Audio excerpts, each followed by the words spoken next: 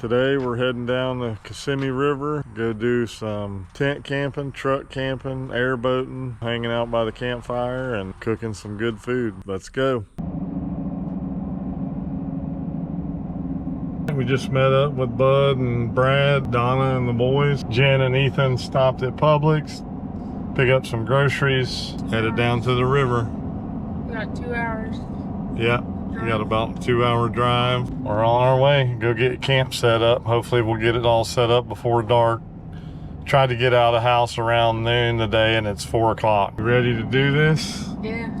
All right. As we rolled past Lake Sebring, the sky started changing fast, reminding us that camp was coming whether we were ready or not.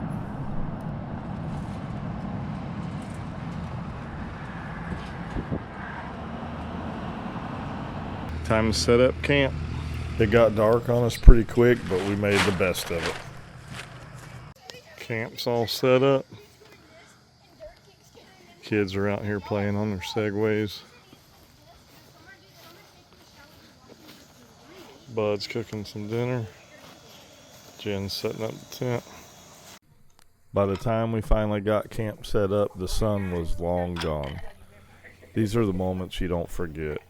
Sitting around the fire, winding down, laughing, and just enjoying being together. Nothing fancy, just a good fire, good company, and a quiet night before the next day's adventure. Just got up, got cleaned up, making some coffee. I'm about to make some breakfast.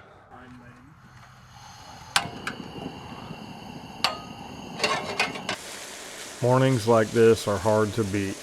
Before the boats ever fired up, we took our time around camp and cooked a breakfast that could carry us all day. Bacon, eggs, sausage biscuits and gravy, and fried potatoes with onions. Real camp food. We knew once we left, the airboat adventure would take up most of the day, and our next meal wouldn't be until dinner back at camp. We made sure nobody left hungry. That's good. That's really good. You got some of Bud's famous potatoes and onions in the pot. These things are good. Onions are delicious. About to go take the airboats for a ride. Ethan, you all set up with the Starlink? Table, chair, iPad, phone. You're putting me in the video, huh? No, not that entertaining. Ethan is very entertaining. Not good content. Go film the duck hunt for me. We're gonna go for an airboat ride. We'll be back in a few. After a night by the fire and camping in the tent, this was the adventure we'd been looking forward to. Boats in the water, engines warming up, and not a bad seat in the house. As we eased away from the ramp and onto the Kissimmee River, the trip officially shifted gears from camping to riding, from quiet mornings to wide open adventure.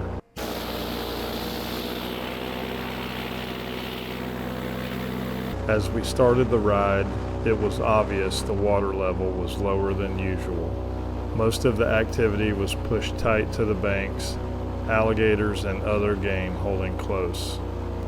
With the marshes and prairies dried up, it didn't take long to see why everything was focused on the river. As we kept moving down the river, it felt like every bend told the same story. Single gators, pairs, sometimes whole groups laid up on the banks. Some slid into the river as we passed, others didn't bother at all. It was one of those moments that reminds you this river belongs to them. We're just passing through. There's so many gators out here. After riding for a bit, we stopped for a minute to talk about a plan. It didn't take long to realize the water was way lower than we expected. With Brad running a surface drive boat and no real reason to run the airboats dry, we stayed on the river and kept moving, and it turned out to be an awesome ride. All right, about to continue on. Y'all having fun? Mm-hmm. Seeing lots of alligators, huh? So many There's alligators. one right there.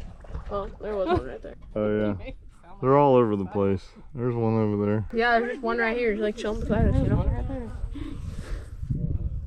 Alright, let's do this. From there, we pushed farther north toward the Avon Park Air Force Bombing Range, an active military training area that's still used today. As we continued upriver, it felt like there was an alligator around every bend.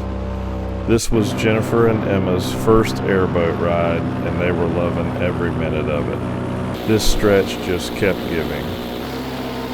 The river slowly narrowed, the trees closed in, and everything started to feel quieter and more untouched the farther we went. There's something about being in places this remote that really reaches into your soul, seeing nature in all her beauty and feeling the respect that she demands is something that is truly special. We eventually pulled off beneath an old oak hammock, a place that was likely used by Native Americans and early settlers traveling this same waterway. Stopping in places like this always reminds me of old Florida and what life must have been like hundreds of years ago living along these rivers and marshes. I mean, they just infested with gators. That's the most gators I've seen ever. Same. Big ones, too.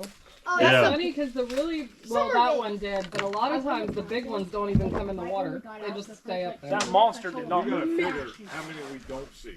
Right. Yeah. And the really big ones, I mean, you come out here at night, try to find them, they'll evade you. Yep. As we got ready to leave the oak hammock, the light started to change and the river took on that warm golden glow. It was one of those moments where you want to slow down and soak it all in. And at the same time, you can feel the clock ticking, knowing that once the sun drops, things get serious out here.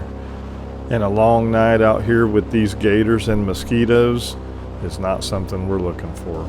We made it back to the ramp just before dark, loaded the boats onto the trailers, and headed back to camp to get dinner started. After a full day on the river, that sounded just about perfect. Where are they going? Get their sideways. Well, that wasn't terrifying. That was fun. I really enjoyed that. Ride back was fun.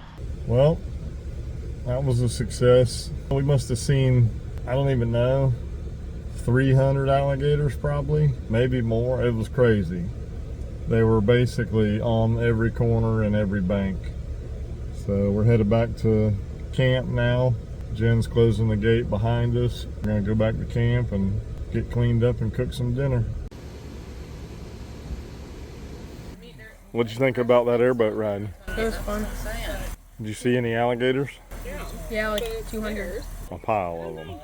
After dinner, we settled back in around the campfire and let the day slow down again. A full day on the river, good food, and time together. That's really what trips like this are about.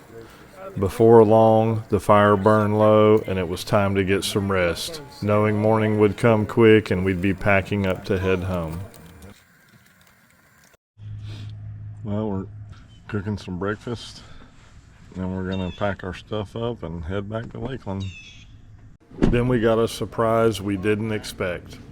A local cowboy riding up on horseback with his 2 cow dogs. We spent a while talking with him, and it really drove home the feeling that this entire prairie is old Florida. Long before roads and airboats, this land was shaped by cattle ranchers and Native Americans who lived and worked these wide open spaces. Watching him with his dogs is a reminder of the bond between man and dog, formed long ago when they depended on each other for survival. That kind of partnership is something special, and it's pretty incredible to still see it alive and well in our modern world. The next morning came quick, and before we knew it, it was time to pack everything up. Camp broke down fast, but it's always a reminder of how these trips seem to fly by. One last look around, a few tired smiles, and just like that, it was time to head home with a lot of good memories from this place. All right, Emmy. We're headed out. We got to drop this trash off and then headed back to the house. 2 hours. No, an hour and 34 minutes. Hour and 34 minutes. Hopefully the airboat trailer don't give us any trouble. Yeah. With everything packed up, we pulled out of camp and pointed the truck toward home. The drive back gave us time to reflect on the weekend, tired, grateful, and already looking forward to getting back out there. Before long, we were back in the driveway. See you on the next one.